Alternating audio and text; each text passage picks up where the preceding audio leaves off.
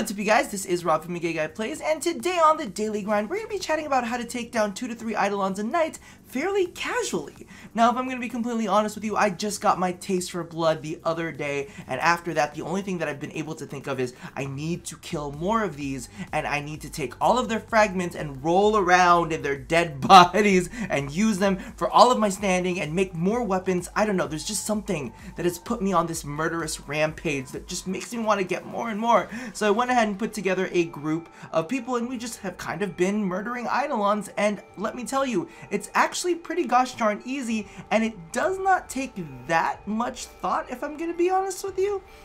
So let's go ahead and talk about the Eidolon, the bombalysts, and the Eidolon lures. So starting with the Eidolon fight itself, it's pretty straightforward. All you got to do is bring down its shields, then hit weak spots on a couple different parts of their body. So of course you're going to want to focus down each part of their body. So straight out of the gate, the first thing you want to do, we're going to talk about bringing down their shields, and basically you just want to equip a couple shield disruptions. So have a couple people on your team toss in that aura if they have space for it in their builds, and it does make the fight a lot easier. So for those of you guys who don't know, shield disruption, I believe actually reduces enemies shielding by 24% per member. So I haven't tried it myself because we really haven't tried that hard for it. But with that and coaction drift, you might actually be able to take down the Eidolon's armor straight out of the gate. Not 100% sure if it's a possibility, but I do know that for us, it definitely helped out a ton. We didn't toss in coaction drift or anything like that. We just was like, toss on some shield disruptions and let's go kill this thing. So after its shields are down, you're going to want to attack one of 4 different parts. Now, the way that we always do this, and I've been told that it doesn't really matter what order you do it in, is legs, arms, then head. So there's 2 different legs. I call it tree side and not tree side because I don't know my right from my left. So I always attack tree side leg first, and basically we just bring that down. There's a couple vents on that knee that you want to shoot at, and that's really where you want to get the damage in. Now, one of the things that you do want to note is that status effects and control effects don't affect the Eidolon in any way, shape, or form, so you really want to go ahead and go in with your critical weapons. I personally like my snipers because it gives you some good distance, and you can kind of get a bigger picture of the Eidolon to telegraph what he's about to do. So, tree side leg first, we go ahead and hit the knees. After you go ahead and break that first leg, he's gonna let out this big scream, so be sure that you're like ready to jump into your operator afterwards, because I just pop into my operator, go into void mode, and then all of those AoEs like just wash over you like nothing. In fact, that is something that you should definitely keep in mind. All of the AoEs and all of the damage that the Eidolon does can be prevented if you're an operator in your void mode. So if you see a big AoE coming out, make sure to hop into your operator, jump into void mode, and just kind of like hunker down and tucker up until the AoE has passed. Definitely one of my favorite tips. Keeps everybody alive regardless of whether you're in Vazarin or in any of the other schools. So that's a big thing. So tree side leg is now down. He goes and he does his big scream, and then he runs off. That's where he's gonna drop some, I believe it's called the exceptional cores, exceptional Eidolon cores. Make sure to pick those up. Apparently those aren't things that can be picked up by vacuum, so you do need to make sure to coordinate with your team. Oh, where did the Eidolon core fall? You guys will be able to mark it, easy peasy. Then you got to go look for the Eidolon, and this is really where you can get screwed for time. So this is what it boils down to, when you can do 2 a night or whether you can do 3 a night. If you get lucky, they'll spawn close to each other and you'll be able to get 3 a night done, and you'll be able to knock it down. But regardless, that's all up to RNG. So you go ahead, you find the Eidolon again, you go ahead and attack the second leg. So basically what happens is, same attacks as the first one, nothing too crazy, just a couple AoEs, hop into your operator, you're fine. You break that leg. Now, I've had some weird experiences where he doesn't run after this, and sometimes he does run after this. But basically what ends up happening is, you know, take the shields down, shoot at the vents, and then, you know, he goes down, does his scream again. You want to go ahead and pick up the fragments again, and then sometimes he runs off. So if he runs off, then you got to go and find him again, and got to go fight the arms. But if he doesn't run off because he's still there for some strange reason, it's happened to us a couple times. So that's what it is. Is you want to go after the arms. Again, I go for tree arm. because it's just, listen, it's a tree, it's easy to see, you don't have to think too much about it. Just be aware that he does get a bit more aggressive in the state, so be more prepared to jump into your operator. He does a lot of shots in the air where you get orbital strikes down on you. He does a lot of flailing about, so just be sure to stay safe. Again, take down his shields, and then you're going to want to shoot at the vents on the arms, so like in this area right here. This is where you're going to want to shoot him. So tree side first, bring down that arm, and with the arms, we've never seen him run. So basically, it's leg, then he runs. Then other leg, then sometimes he runs. And then it's arm and arm. So you take down one arm, you take down the next arm, and it's all the same process. At this point in time, one of the things you do want to keep in mind are the bombalysts. So these little cute little bombalist things are going to be flying around, and he's going to be trying to replenish the shields of the Eidolon. So you want to make sure to kill these bombalysts. It's very, very simple. The outer shell can be damaged by anything. The inner shell, where you get the ghost spectral version, can only be affected by your operator. So what I actually like to do with my groups is I'm usually off to the side as a sniper with my Loki. So I'm just kind of like tuckered down, and what I'll end up doing is I'll be popping the shells just so that they can go in with operator mode. So it's kind of like, I still get to keep my shots, I still get to keep doing the damage, and then they get to just go ahead and just clear through all of these things without having to waste any extra ammo kind of going through the shells. So really, really easy process. That's my little tip for that. So the arms go down, and then the final push comes for the head, because, getting that head is the most important. But basically what happens there is, he lets out a big scream, whatever, and all of a sudden he attracts all of these bombalysts to him. All of these bombalysts start coming to him, and they start trying to heal him. A lot of these, for some reason, are de-shelled. They just have no shells on them. They're like spirit bombalysts. So your operators will be able to go in there and kind of like just zap through a bunch of them. Just keep that in mind. He does seem to go invulnerable for that time being, where he's calling all of them to him. So just don't even worry about that.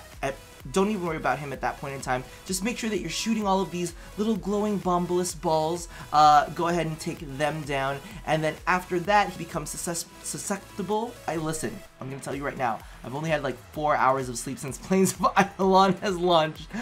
Regardless, so you go ahead, and the cool thing about the head is it goes down very, very quickly, because now, especially with your snipers and the headshot multiplier bonuses that you get off of them, he becomes way more susceptible.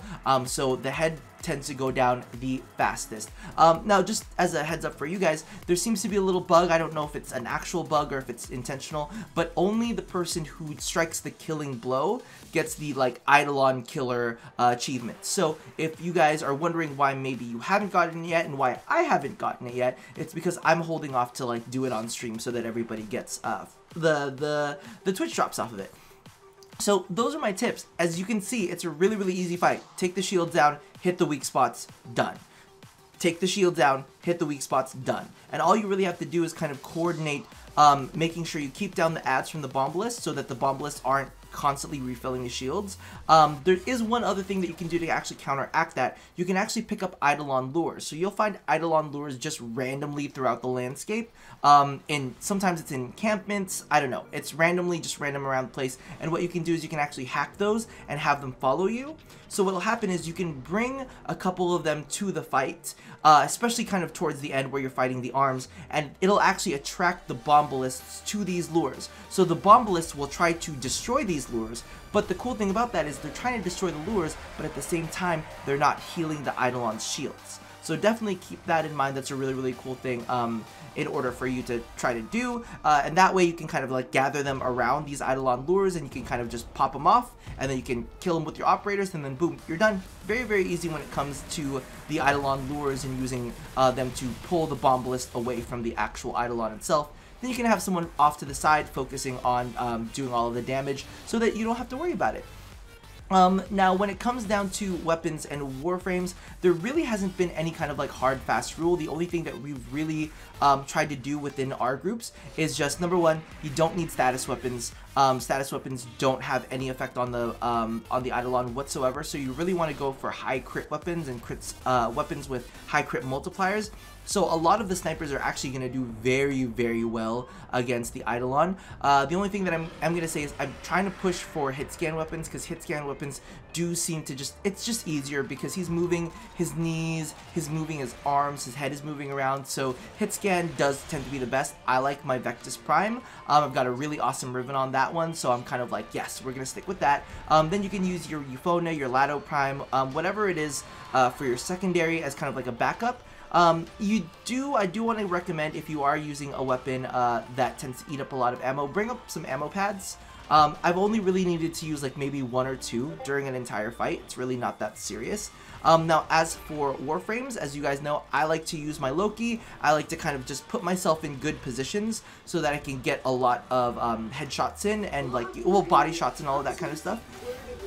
But one of the other frames that I've been a big fan of is Oberon, just because of the fact that, you know, he can just put out that big group-wide heal before we actually engage the Eidolon and just keep everybody healthy through that. There are some other more like complex things that people are trying to do with like Hero and getting like a lot of critical damage off of his ultimate. People are saying like, oh, you should try it like Rhino with his like power strength boosting.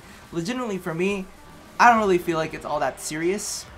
I don't really feel like it's all that intense. Oh, and by the way, just so that you're aware, just so that you know, just so that you don't leave the comment, I am very aware, and I think that DE is probably also aware, that there is I don't want to call it I want to call it an exploit, but I don't want to call it an exploit using 4 Titanias and like some radiation damage. I'm not going to say any more than that because I'm pretty sure that that's going to end up getting touched and just washed away. So I'd rather you guys learn how to do it the, I guess you would say, proper way, or the way that DE has probably intended on us to play it. So that's pretty much it. Like, you guys can get more intense with it if you want. You guys can kind of try to, you know, min-max the battles, but legitimately for our group, we really didn't try too hard, and we're able to easily take down to a Knight 3 if we're lucky with spawns. Because legitimately all it boils down to is, number 1, can we find him fast enough? Number 2, can we find the next one fast enough?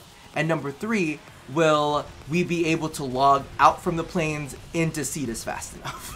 That's really what it all boils down to, is kind of like the dead time in between the fights, because legitimately I believe our first fight was only about like 10 to 15 minutes long. It really was not that long at all. So it's all like the transition periods that really get you and will prevent you from having, getting that third kill.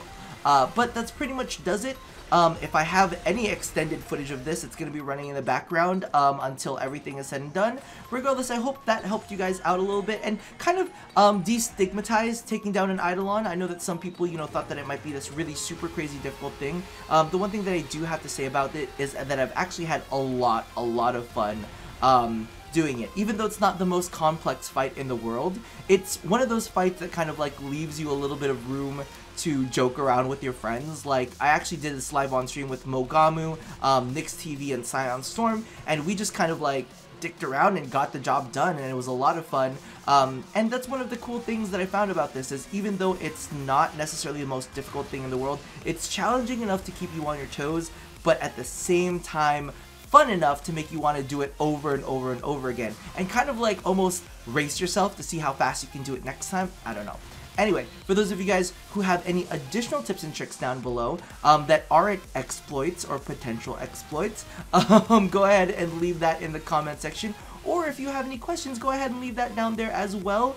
So that about does it. And as always, love somebody, hurt nobody, and touch yo eidolons. I'll see you guys next time. Bye-bye.